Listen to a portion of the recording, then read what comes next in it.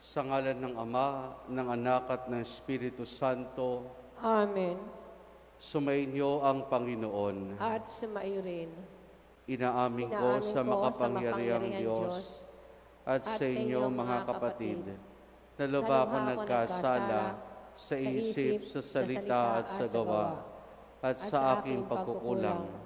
Kaya isinasamo ko sa mahal na Birheng Maria, sa lahat ng mga anghel at mga banal, at sa inyo mga kapatid na ako'y panalangin sa Panginoong ating Diyos. Kaawaan tayo na makapangyarihang Diyos, patawarin tayo sa ating mga kasalanan, at patnubayan tayo hanggang sa buhay na walang hanggan. Amen. Amen.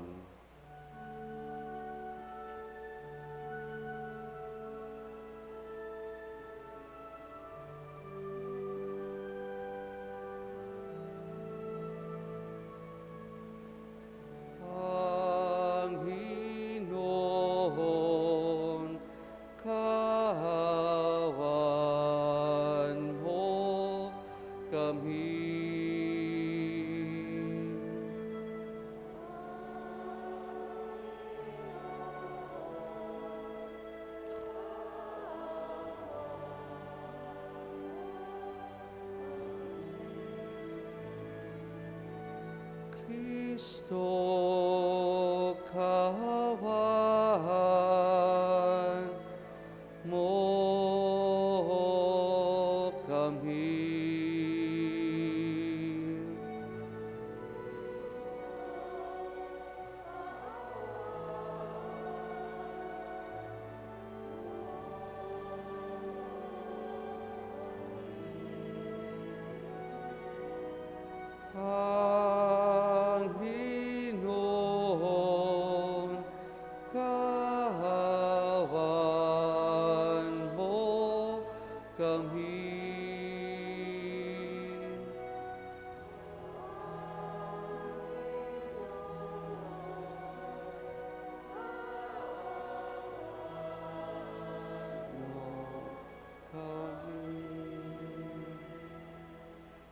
Manalangin tayo.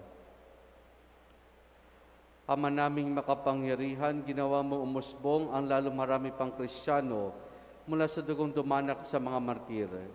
Ipagulob mo ang iyong pinagpupunlaang simbahan ay masagan ng mapag-anihan mula sa dugong dumanak dito na galing kina San Carlos at mga kasama sa pamamagitan ni Jesus kasama ng Espiritu Santo magpa sa walang hanggan. Amen. Amen.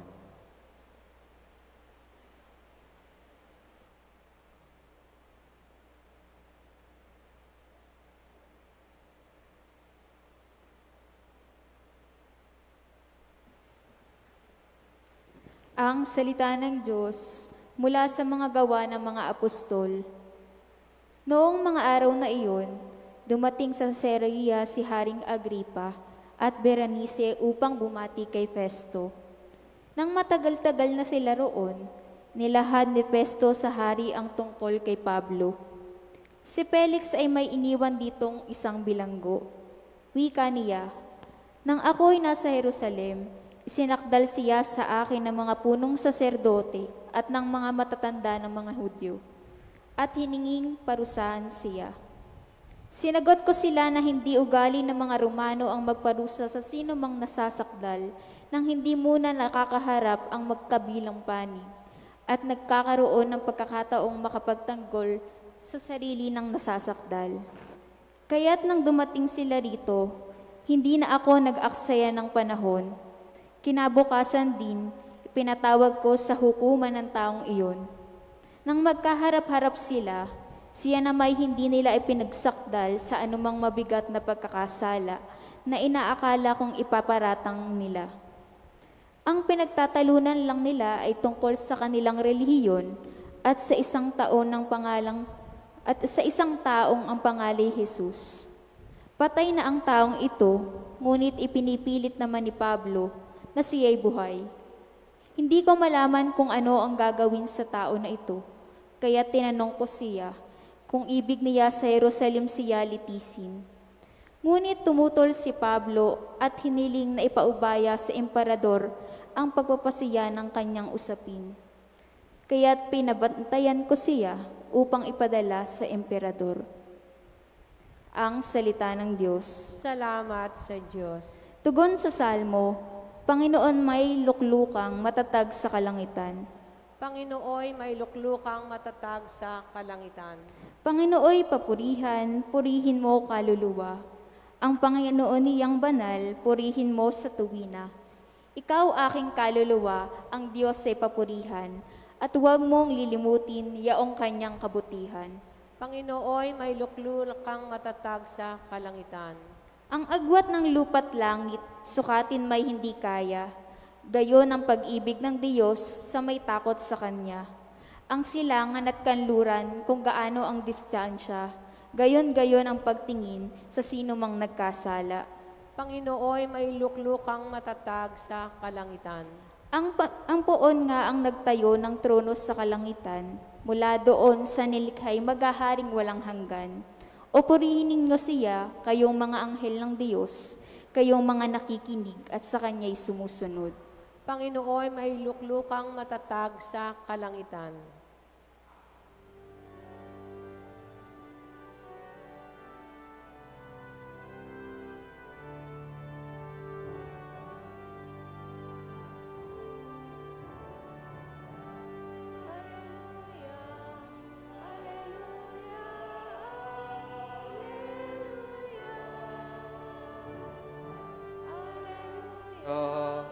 Hallelujah, hallelujah, hallelujah.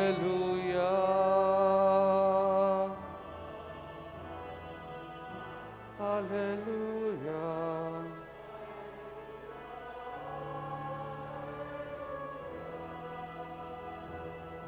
Hallelujah, hallelujah.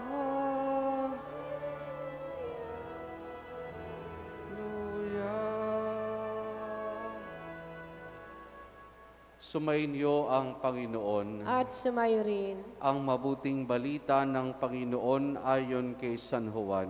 Papuri sa iyo, Panginoon.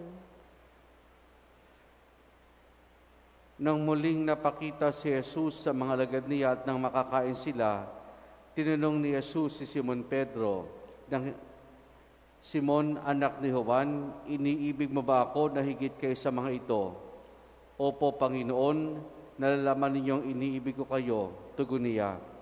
Sinabi sa kanya ni Jesus, pakanin mo ang aking mga batang tupa. Muli siyang tinanong ni Jesus, Simon, anak ni Juan, iniibig mo ba ako? Sumagot si Pedro, Opo, Panginoon, nalalaman ninyong iniibig ko kayo. Ani Jesus, pangalagaan mo ang aking mga tupa. Pangatlong ulit na tinanong siya ni Jesus, Simon, anak ni Juan, iniibig mo ba ako? Nalungkot si Pedro sapagkat makikatlo siyang tinanong, iniibig mo ba ako? At sumagot siya, Panginoon, nalalaman po ninyo ang lahat ng bagay. Nalalaman ninyong iniibig ko kayo. Sinabi sa kanya ni Jesus, pakanin mo ang aking mga tupa. Tandaan mo, nung kabataan mo pa, ikaw ang nagbibigay sa iyong sarili at lumalakad ka kung saan mo ibig. Ngunit pagtanda mo, iuunat mo ang iyong mga kamay at iba ang magbibigay sa iyo at dadalhin ka kung saan hindi mo ibig. Sinabi niya ito upang ipakilala kung paano mamamatay si Pedro at sa gayon mapararangalan niya ang Diyos. Pagkatapos, sinabi sa kanya ni Jesus, sumunod ka sa akin. Ang mabuting balita ng Panginoon. Pinupuri ka namin, Panginoong Hesukristo. Magandang umaga po sa ating lahat. Magandang umaga po naman. Lahat tayo ay pamilyar na sa Ebanghelyong ito na kung saan ay 3 beses tinanong ni Jesus si San Pedro, si Simon Pedro, na iniibig mo ba ako? At batay na rin po sa tradisyon ng ating simbahan kung bakit 3 beses ito tinanong ay upang parang tumbasan yung 3 beses na pagkakanulo ni Pedro sa ating Panginoon nung siya ay nagdurusa sa kamay ng impero ng Roma at hindi ng kanyang mga kababayan. Iniibig mo ba ako? Itong tanong ni Jesus kay Simon Pedro. At yan din mga kapatid, ang tanong sa atin ng Panginoon, iniibig mo ba ako? Dalawang bagay ang nais kong pagtunan natin ng pansin sa ating pagninilay sa umagang ito. Una, yung pagkakataong binigay ni Jesus kay Pedro. Yung panibagong pagkakataong binigay ni Jesus kay Pedro. Pinagkanulo siya, pero ngayon, nandun yung pagkapatawad ng Panginoon. Nagkulang siya ng pagkakataong iyon dahil sa kanyang kahinaan, pero ngayon, ay binibigay siya ng pagkakataon ng Panginoon upang palakasin siya sa pagkakataong yaon. Ang karanasan ni Pedro ito ay karanasan din ng bawat isa sa atin, na tayo mga kapatid ay patuloy na binibigyan ng maraming pagkakataon ng Diyos. Lalo tigit kapag tayo ay nadarapa sa pagkakasala, binibigyan niya tayo ng pagkakataon ng grasya upang makatayo, upang mapatawad sa ating mga nagawang pagkakasala. Kanya lang, ang higit na hamon siguro sa atin dito ay huwag nating sayangin yung mga pagkakataon. Huwag nating palampasin yung mga pagkakataong binibigay sa atin ng ating Panginoon. Dahil yun mismo ang ginawa ni Pedro. Hindi niya sinayang yung pagkakataong pinagkalob sa kanya ng ating Panginoon at ito'y natupad niya nung bilang pinuno ng simbahan sa lupa ay pinangalagaan niya talaga ang tupa na ipinagkatiwala sa kanya. Huwag palampasin ang pagkakataon, sa halip ay patuloy na magpasalamat sa Diyos. Yung pangalawa ay yung naging tugon ni Pedro doon sa pagkakataong iyon. Yung pangalagaan mo ang aking buwang tupa. Dahil siya bilang pinuno ng mga apostol ay talagang nanguna sa pangaral na mabuting balita. At kaysa niya dito sa gawang ito ay si San Pablo. Sa ating pong unang pagbasa ay ating natunghayan dito ang patuloy na paglilitis kay Pablo. Ano siya napunta dito sa pagkakataong iyon? Dahil sa kanyang pagkapahayag tungkol sa mabuting balita ng kaligtasan. Sabi nga ng pag-uusap ng mga napakinggan natin sa ating unang pagbasa sa binibigay na paratang sa kanya, pinapahayag ni San Pablo, isang tao nagangalang si Jesus na patay na, pero pinapahayag ng taong ito, ni Pablo, na nabuling na buhay ang ating Panginoon. Si Pedro at si Pablo naging tagapangaral. Minahal nila ang tupang ipinagkatiwala sa kanila ng ating Panginoon, ang kawang ipinagkatiwala sa kanila ng ating Panginoon. Mga kapatid, mahal ba natin ng Diyos? Iniibig ba natin ng Diyos? Kung mahal natin ng Diyos, pangalagaan natin ang ating pamilya, pangalagaan natin ang ating parokya. Mahal ba natin ang Panginoon? Maging tapat ka sa iyong asawa. Mahal mo ba ang Panginoon? Maging masunod rin ka sa iyong magulang. Mahal mo ba ang iyong Panginoon, ang ating Panginoon? Ibigay mo parati yung pinaka-the best mo sa iyong trabaho. Mahal ba natin ang Panginoon? Totoong maglingkod tayo. Mahal ba natin ang Panginoon? Ihanda natin ating sarili sa mga ginagawa nating paglilingkod, lalo tigit sa pagdiriwang ng banal na Eucharistia. Hindi lang basta magawa, kundi magampanan. Kasi yung gawa, kikilos ka lang.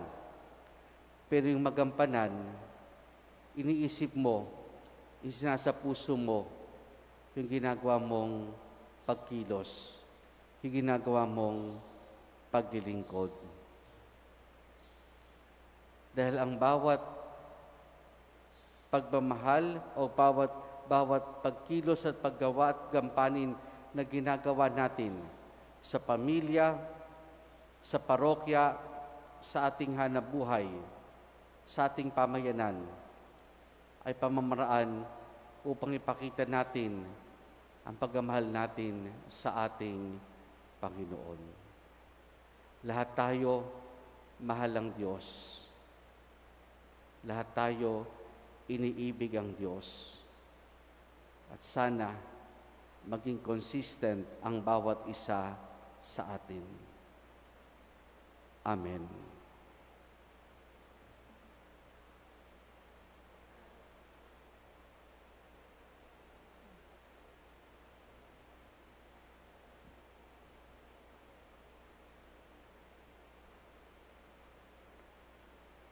Bunga ng pagkaunawang isinugo tayo sa misyong katulad ng kay San Pedro, hilingin natin sa Diyos Ama na palakasin ang ating pananampalataya.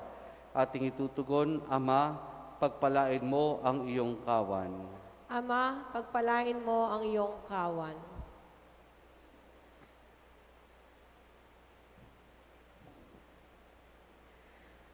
Ang Santo Papa at lahat ng may katungkulan sa simbahan, naway gabayan ng Espiritu Santo, manalangin tayo sa Panginoon. Ama, pagpalain mo ang iyong kawan. Ang mga mag-asawa, naway magkaroon ng matalas na pakiramdam sa pangailangan ng bawat isa at maging maligaya sa kanilang pagsasama. Manalangin tayo sa Panginoon. Ama, pagpalain mo ang iyong kawan. Ang mga makasalanan, naway makatagpo ng pag-asa at lakas ng loob sa pagpapatawad ng Panginoon kay San Pedro. Manalangin tayo sa Panginoon. Ama, pagpalain mo ang iyong kawan. Ang mga may sakit at nababagabag naway makaranas ng presensya ng Panginoon sa gitna ng kanilang mga pagdurusa at paghihirap. Manalangin tayo sa Panginoon. Ama, pagpalain mo ang iyong kawan. Ang mga yumaong mahal natin sa buhay, naway makatanggap ng liwanag, kaligayahan at kapanatagan. Manalangin tayo sa Panginoon. Ama, pagpalain mo ang iyong kawan. Sama rin natin sa ating pananalangin sa misang ito ang pasasalamat ang mga kasapi na apostolado ng panalangin ng ating parokya. Gayun din para sa nagdiriwan ng kanilang kaarawan, June Navio, Lester Mangilinan, Nora Serba Timbas. At gayun din patuloy nating dalangin ang maagang paggaling ni Librada Morales at para sa kapayapaan ng kaluluwa ni Orlando Regalado, Norma, Alejandro, Arturo, Ryan, Josefina, Mario, Irene, Marcelino, Ursula, Ismael at Melencia. Ating indulog sa Diyos, iba pa nating intensyon at panalangin.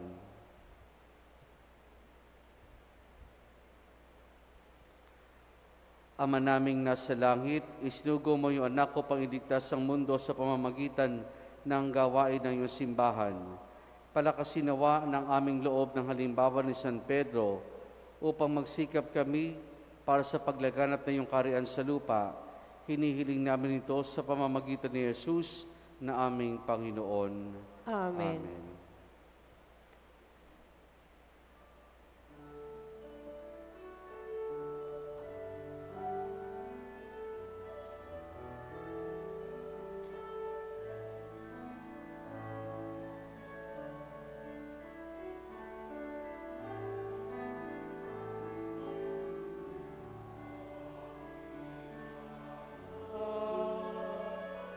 Sa'yo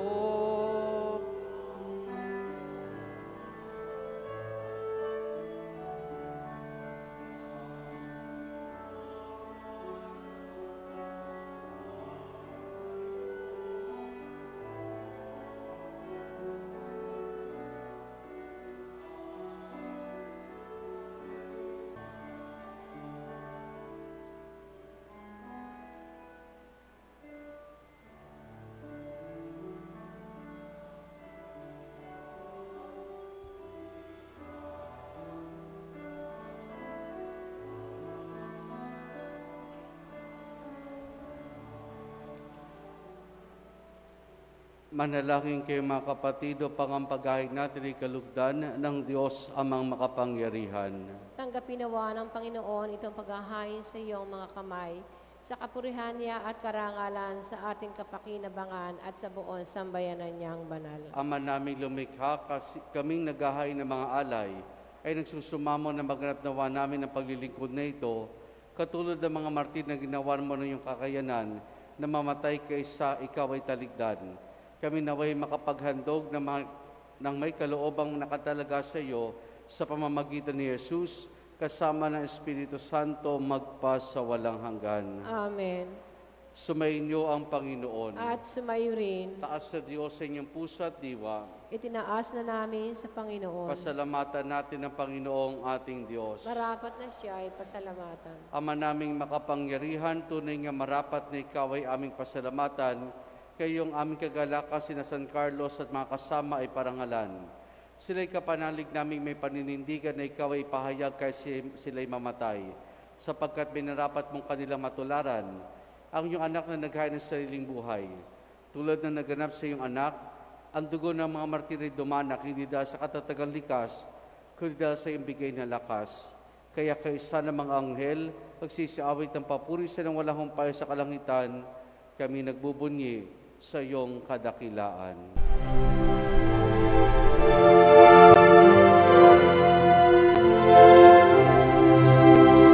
Santo, Santo, Santo, Panginoong Diyos makapangyarihan, napupuno ang langit at lupa ng kalwalhatian mo. Hosana sa kaitaasan, pinagpalang na paririto sa ngalan ng Panginoon. Hosana sa kaitaasan.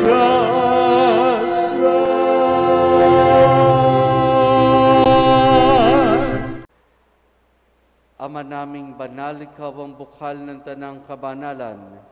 Kaya sa pamamagitan ng Espiritu, gawin mong banal ang mga kaloob na ito upang para sa amin maging katawan at dugo ng aming Panginoong Hesukristo. Bago niya pinagtiis ang kusang loob na maging handog, hinawakan niya ang tinapay, pinasalamatan kaniya, pinaghati-hati na yon. Iniabot sa kanya maalagad at sinabi, tanggapin ninyo lahat ito at kanin itong aking katawan na ihahandog para sa inyo.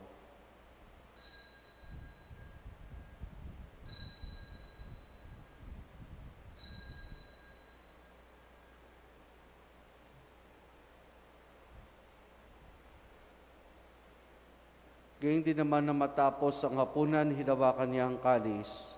Muli kanyang pinasalamatan. Iniabot niyang kalis sa kanyang maalagad at sinabi, tanggapin ninyo lahat ito at inumin itong kalis ng aking dugo, ng bagot pala hanggang tipan. Ang aking dugo na ibubuhos para sa inyo para sa lahat sa kapagpapatawad ng mga kasalanan.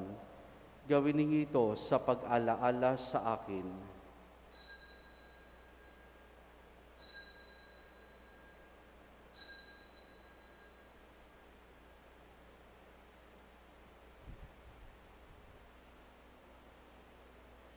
Ang misteryo ng ating pananampalataya. Aming ipinahayag na namatay ang iyong anak, na buhay bilang Mesiyas at magbabalik sa wakas para mahayag sa lahat. Ama, ginagawa namin ngayon ang pag-alaala sa pagkamatay at muling pagkabuhay ni iyong anak, kaya tiniyalay namin sa iyo ang tinapay na nagbibigay buhay at ang kalis na kakaloob ng kaligtasan. Kami nagpapasalamat dahil kami minarapat at tumayo sa harap mo para maglingkod sa iyo. Isinasamo namin kaming magsasalo-salo sa katawan at dugo ni Kristo ay mabuklod sa pagkakaisa sa pamamagitan ng Espiritu Santo. Ama, lingapin mo ang simbahan laganap sa buong daigdig. Puspusin mo kami sa pag-ibig kay San Francisco naming Papa at ni Dennis sa aming obispo at ng Tanang Kaparian. Alalahanin mo rin ang mga kapatid naming nahimlay na may pag-asang sila'y muling mabubuhay, gayon din ang lahat ng mga pamanaw at mga kaluluwa sa purgatorio. Kaawan mo sila at patuloyin sa iyong kaliwanagan. Kaawaan mo at pagindapati kaming lahat na makasalo sa iyong buhay na walang wakas. Kaisa ng mahal na Birheng Maria na Ina ng Diyos, ang kanyang kabiyak ng puso, si San Jose, kaisa ng mga apostol, kay San Juan Bautista, San Carlos at ang lahat ng mga banal, kanamuhay dito sa daigdig ng kalugod-lugod sa iyo, may pagdiwan nawa namin ang pagpupuri sa kararangal mo sa pamamagitan ng iyong anak na aming Panginoong Heso Kristo. Sa pamamagitan ni Kristo, kasama niya at sa Kanya, ang lahat ng parangal papuri sa iyo, Diyos amang makapangyarihan, kasama ng Espiritu Santo, magpa sa walang hanggan. Amen. Amen. Amen. Amen. Sa tagubiling manakagagaling na utos sa turo ni Jesus na Panginoon natin na Diyos, ipahayag natin ng lakas loob.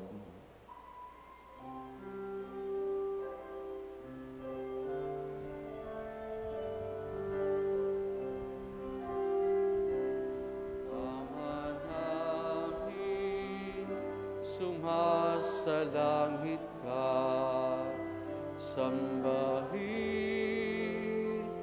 ang ngalan mo, mapasa amin ang kaharian mo, sundin ang loob mo dito sa lupa para nang sa langit. Bigyan mo kami ngayon ng amin kakanin sa araw-araw at patawarin mo kami sa aming mga sala para ng pagpapatawad namin sa nagkakasala sa amin, at huwag mo kaming ipahintulot sa tukso at iadya mo kami sa lahat ng masama.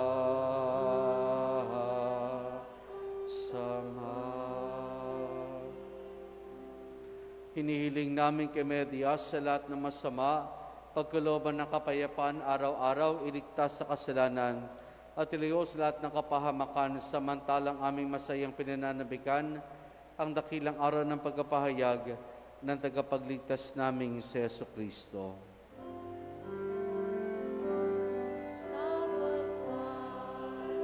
Iyo ang kaharian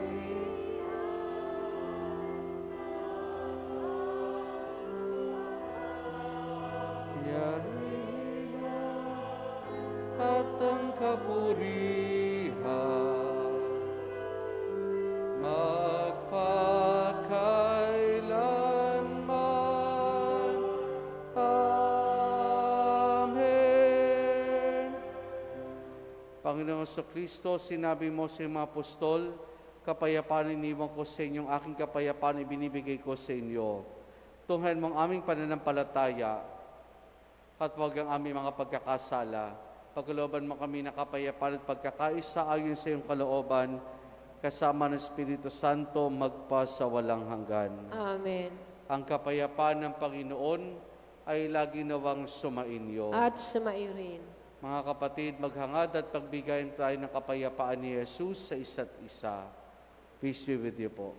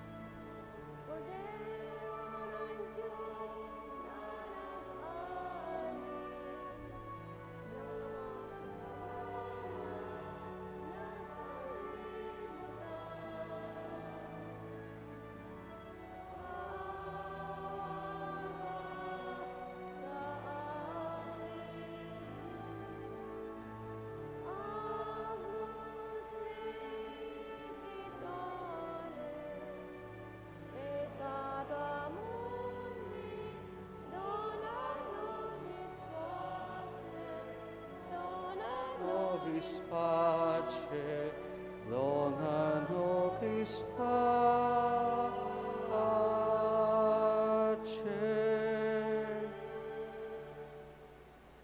Narito si Jesus, ang kordero ng Diyos. Siya nagali sa mga kasalanan ng sanlibutan.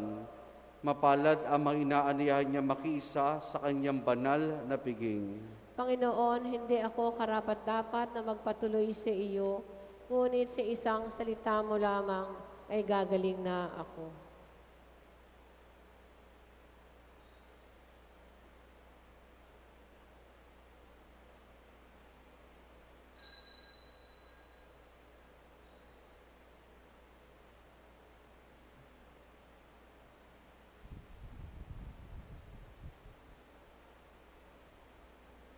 Espiritual na pagtanggap ng komunyon.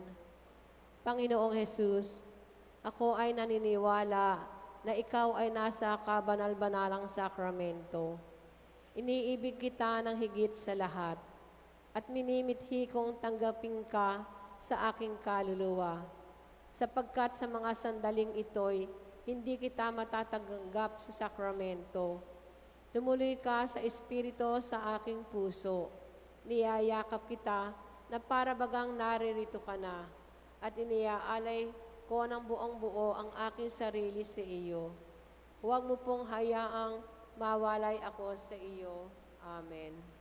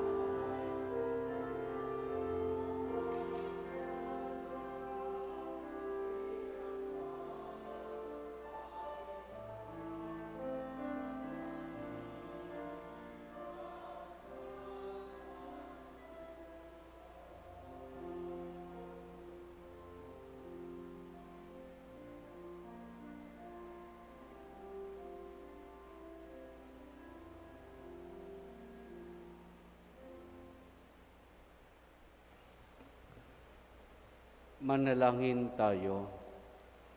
Ama naming mapagmahal, ngayong napagsulan na namin ang banal na pakikinabang sa pagunita sa mga martir na hindi naigupon ng kamatayan, kami nagsusumamo na ang nagdulot sa kanila ng paninindigang magtiis ay magbigay dinawa sa amin ng pananampalataya at pag-ibig sa gitna ng mga dapat pagtiisan dito sa daigdig sa pamamagitan ni Jesus kasama ng Espiritu Santo magpasawalang hanggan. Amen. Sumainyo ang Panginoon. At sumayo rin.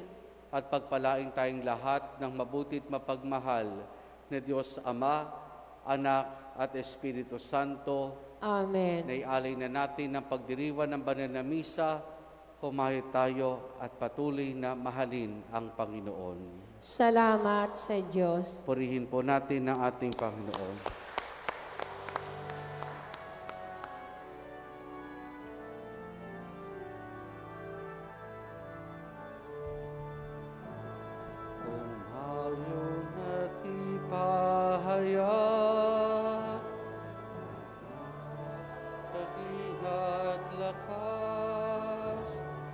Sa buhay, pag-ibig at katarungan, tanda ng kaniyang kaharian.